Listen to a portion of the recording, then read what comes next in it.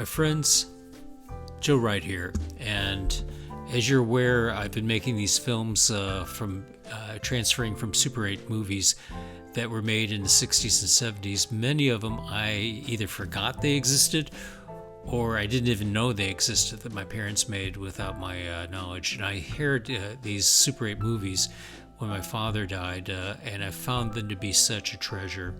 As I've shared with many of you in the past, I knew nothing of my grandparents. Briefly only knew my father or grandfather from Greece, and I want my children and grandchildren, great-grandchildren, to know who I am. They may or may not be interested, but I had so many happy memories, and the time was very different than what it is today. And I just want them to experience that if they want to know it, what it was like for me as a childhood. So this video is on my passion for gasoline model airplanes. I had a passion from about fourth grade on, and it led to some interesting endings, which I thought someday I was going to be a pilot. Those that knew me as a teenager, they heard me talk about it all the time. So let me just go ahead and start this. So this is Mark Twain Elementary School. It no longer exists, or it's closed. The building's still there, but I believe they're going to demolish it. This is me. I'm getting ready to fly a gasoline airplane, and you can see the strings that are attached to it. And that is my sister and brother-in-law getting ready. They're starting it up. My sister's holding it. I'm going to give her the signal and tell her to let it go, and it's going to launch. So I'm going to give you a little bit of background. My stepfather, when I was probably in fourth grade, he talked about a friend that had a gasoline airplane when he was growing up on a farm in Nebraska, North Bend, Nebraska. And his friend was his father was rich, and they had a gasoline airplane, which was really rare at that time, model airplane. And he was helping him launch it, and he was holding it for him, and the wind blew, and it broke one of the wings off. And I remember my father saying, "Oops," he told his friend that he was sorry, but it really wasn't his fault. But that whole story about him and his friend launching that airplane later on after they repaired it just stuck with me, and I wanted so badly to have a gasoline airplane, model airplane. And so what I did, I this went on for years, and I still have a passion about it. These are some of the first airplanes that I built. This is actually a rocket-powered airplane there. And I just want to share the story about that because it tells a lot about my background, who I was. This is what I call my laboratory that was down in the basement. And I'm going to stop it right here. This is a picture of it that I took when I was probably in fifth grade. And there's a lot going on here. I'll try to be very brief. But these are my chemistry supplies because I was really into science. I should back up. I read a book in fourth grade from the library that was about Thomas Alva Edison, the great inventor of America. And in that book, it was so inspirational to me. It talked about, as he was a kid, he had a passion for science, and he decided that he wanted to build a laboratory, even though it would be a kid's laboratory, and he did it out of just weird things, anything that he could collect. And that's what I did. That was inspiration. I created a laboratory down in my basement, and I just want to share some of the things, because I built a lot of these airplanes, but I also did a lot of science fair projects down there. So probably just going to start up here. These are some of the models I used in another Super 8 movie that I'm working on right now, editing it, on the Apollo 11 moon landing, which was such a big deal back in 1969. And here's some of the pictures I used in that filming too. And I did all the filming down in the basement. And this is a Hurricane machine that I made for my fifth grade class. My teacher, we didn't have a science fair, which I was really disappointed. So I asked my teacher if I could make a science fair project and demonstrate to the class. And I did this in 5th and 6th grade. Actually, a number of times. I was always annoying my teachers to see if I could give a presentation on some sort of science project that I was working on to the class. And you know what? I found the students were actually really fascinated with it. Anyway, this was a hurricane machine. It would make a hurricane twirl out the top of it. I was really into meteorology. This was one of several weather stations I had. This is one I bought. I actually made one. You can see some remnants of it down here. This here is a satellite that I made. And I made an 9-foot high paper hot air balloon, which was amazing to see that thing launch and fly over the neighborhood. And not understanding how much weight it could actually lift, which was very little, I made what I call a hot air balloon satellite. And it included a number of things, including a weather station, a bottle rocket launcher that would launch the rocket automatically. There was a wick and a candle that was in there, and when the candle burned down, it would launch the bottle rocket through a tube on the side. Included a hamster habitat box, so I could put a hamster up into space. I had a glider launch that would release upon pulling a string, and it had a camera to take aerial pictures that would take pictures by pulling a string. Unfortunately, the hot air balloon could not lift it, and so then I was looking to get a weather balloon, but it was very expensive, and the helium was also extremely expensive. Here's some of my airplanes that are up here. I think I covered everything. This was True Grit newspapers. I was a newspaper boy. I went door to door trying to sell them, and then I would follow up with delivering the newspapers. Didn't make a lot of money, but it made some money, and I was always an entrepreneur as a kid. So let's continue on.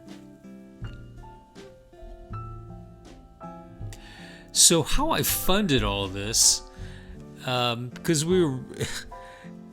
parents really didn't have money to fund this for me, and so I had to do it on my own. I had all sorts of enterprises, but one of my biggest money makers was selling illegally licorice strings in 7th and 8th grade. And what I would do, licorice at the time was 1 penny for each string. And what I would do is bundle up 5 of them with a rubber band and sell them for 5 cents. And the kids would always ask me, and I'd sell it just before lunch when they were the hungriest. So it was like shooting fish in a barrel. And kids would always ask me, well, how are you making money if they cost 1 penny each and you're selling it for 1 penny each in bundles of 5? How are you making money? And I generally just ignored them when they asked that question. Well, what I did, and I never told them because they would have killed me if they found out what I was doing, I found a candy store that would sell the licorice in big bundles, actually bigger than what you're seeing right here. And so I would get the licorice, each string I could get like 5 for 1 penny.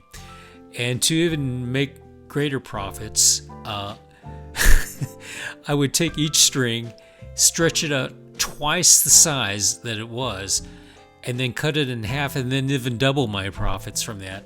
And nobody ever noticed that the licorice was thinner than normal. And so what I would also do, I had my mother, this isn't my jacket, by the way, but I had a winter jacket, and I asked my mom to sew some huge kangaroo pockets on the inside, 1 on each side. And in the morning, I would load up my pockets because it was illegal to sell it at school. So I had to do it all undercover. I would load up my pockets with licorice bundles, 5 strands to a bundle. I would put a rubber band around it. And then I would try to sell them just before lunch. And again, it was like shooting fish in a barrel. Nobody could resist. And I had to do it secretly without the teacher seeing me do this. Well, I made a kid's fortune, at least in my mind, and it funded building and buying all these planes. At one point, I was buying a gasoline model airplane every week. I would go down to the hobby store in Santa Ana on Rock Road, and my father would take me down there, and I'd pick out something, and occasionally have to get a new engine too. These are all gasoline-powered airplanes, with the exception of this. This is a rocket launch airplane. These could be, but I made them to be rubber band powered airplanes, and you can see they're under construction. This one's having the skin put on it over here. They're not painted. And this isn't all the airplanes, and you can see there were some larger ones here with more powerful engines. And these engines were not cheap at the time. But anyway, I fundled, and so it all ended when a teacher caught me, and she lost it. She had me go down to the principal's office. That was the end of that, and I was put in probation. So I had to come up with other ways to fund my habit. So this is, I believe this is the summer between 4th and 5th grade. And this was an airplane that, a glider that I made. I designed it completely. I was really into designing airplanes too. And actually at some point I thought I was going to be an aircraft designer. That's what I wanted to go into, or a pilot. And I just want to point out, this was our Opel Kadett over here. My parents bought it used, gave it to my sister when she went away to college, and at some point she gave it back to the family. It was a much older vehicle, but I got to drive it when I turned 16. It was a stick shift. It had no air conditioning. It was hotter than heck in the summer driving around, but I didn't care. I was just delighted to have that available to me. It wasn't my car. It was the family car, but I drove it a lot. So all these model airplanes led to me wanting to get my pilot's license. And I was so passionate about it. My parents didn't have the money to fund any of that, so I had to come up with ways how to fund it. And there was a guy at our church that I heard gave pilot's license. He was from Germany. He had a really thick accent, and he was really, really old. And my mother was very concerned about me going up an airplane with him, and actually it turned out to be very valid. I'll share that with a minute. But he told me that he taught people how to fly airplanes at his farm. And so he told me to come on out, and so I went to his farm, and he lived in a barn that he converted to a house, but it still looked like a barn. And his school was in a chicken coop that he converted, and it had like 12 seats in it, I believe, and desk. But I was the only student that he ever taught in there, and he let me work on this farm to pay off any sort of lessons, the classroom lessons. Now, the flying lessons, I had to come up with $30, $25 or $30 a flight. I believe it was $30 for 1 hour flying time. And so I'd worked my tail to come up with that money. He was a good instructor in terms of flying, although he was very old. And I started becoming concerned that it was great flying with him, but I wasn't learning anything in his chicken coop, because we would sit in there. Often he would just talk about what it was like during World War II in Germany, and and he was complaining about a lot of things in America and stuff like that, and I think I was the only friend that he had. In fact, at one point I thought he told me he was going to let me inherit his farm, which that never happened. But I went on to there was high school night classes at McClure High School, not McClure North where I went, but to McClure High School. And I didn't want to hurt his feelings, but I secretly started taking lessons at the night school for the written portion of the test. And it turned out that Brother Schwinder, as we called him, soon after this he died. He was at a restaurant, he was eating, he sat down, he fell over and before he hit the ground, he was dead. And my mother's concerns about me being in that airplane with him were probably really valid. So what I did, I was able to fund some more flying time with this instructor at McClure High School, the night classes that I was taking there. And he was really good about giving how to pass the test, because the written test is pretty, for a high school student anyway, I thought was pretty hard to pass. I did a lot of memorizing, a lot of studying, but I continued doing the flying time with him, and he had a Cessna 150. Now, these two pictures here are not the planes that we flew in. These are just examples of what I flew. And this was a Cessna 150. It was much smaller than the plane I was flying previously, and boy, when the air was turbulent, this thing would just shake up and down over the place, and it could be pretty unnerving. But I needed one more hour to do a solo, and I lost my job. And how I was funding all of this was I got a job, a really primo job, at a service station at the northeast corner of Dunn Road and New Florissant Road in Florissant, Missouri. The station is no longer there. I believe it was a standard gasoline station. It was located right here. Now it's part of the parking lot of this new CVS pharmacy. And I worked Friday, Saturday, and Sunday nights into the morning, all the hours that nobody wanted to work at that service station. And it paid so good, and it funded my flying time. Well, what happened is that he had a friend that worked at McDonnell Douglas, the owner did, and they had a strike. And during the strike, he had him work here, and he laid me off so that his friend could work at the service station. Broke my heart. So what happened at this point, my passion about flying was still very important to me, but no way to fund the flying. Oh, I should point out the written test. This looks pretty primitive. This is basically the tools and the information that you'd need to take the test. This was used to get the bearing that you'd be flying to from one. You'd use it on a map. You'd lay it where you're going to take off and where you're going to land. You'd put this to the true north, and this would tell you the bearing, or magnetic north. I don't recall. It was one of the two. And this would give you the bearing that you would need to fly. This would be then, that information would then put into this plotter over here with a pencil. You'd mark on this plastic, and this, then you adjust the wind direction to it, and this would tell you what bearing that you would then have to fly to compensate for the wind that was blowing the airplane sideways. And it was really cool. I really enjoyed it. So I studied really hard. I believe this was my senior year in high school.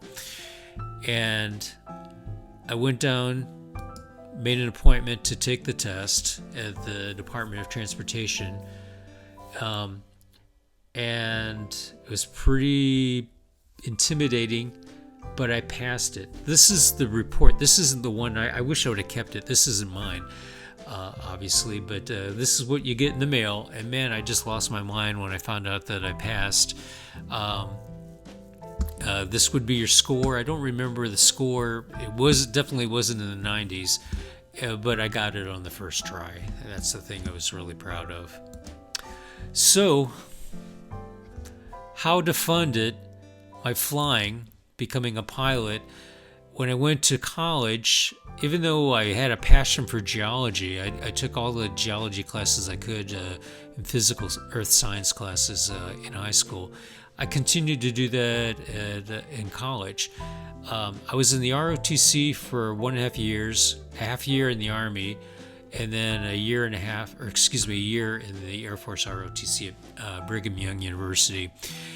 And it became more and more apparent because how competitive it is to become a pilot. and how my grades, I worked really hard, but my grades, I just wasn't that top-notch student that Maverick would have to be to become a pilot. And then I started to realize that, well, and they were trying to talk me into going to be a navigator. At that time, they still had navigators in a lot of the planes. Now I think navigators had probably been phased out for quite some time. But it was a way to still be in the airplane experience and actually be around pilots. But that just kind of caused me to lose my passion, and that's when I turned completely to becoming a geologist. And that's where I focused the rest of my studies. So back to all this, I will stop it here. Back to this one tiny film that's only, I think, 2 minutes long, is that how I got passionate about flying.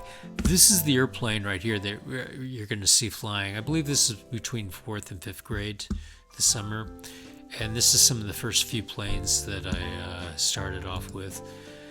And this one I made myself. This is a glider I built myself. So just to give you a little background, because I know this is really hard for younger people to understand, radio control airplanes were extremely expensive, and they were very bulky. The planes that the equipment to put the equipment in the airplanes, the planes had to be pretty big because the equipment, the RC equipment, radio control equipment, was much bigger than what it is today. So most of us who wanted to fly model gasoline airplanes, you had to use what's called a U-control airplane. It's basically you have a handle here, and it has 2 strings. You pull this way to make it go up, you pull this way to make the plane go down, and you had to be very gentle with making this, because just the slightest pull would crash the airplane. On the smaller planes, it would be a string. Larger planes, you would need a wire to fly the plane, because the pull in the plane was much stronger. So here we go. This is me. This is the one film of me flying at a time that on an issue that was very passionate to me. You can see the strings there. This is Mark Twain Elementary School. The building's still there, but from what I understand, they're going to be demolishing it. So this is my sister. This is a family affair here. My parents are here. My sister's here to watch.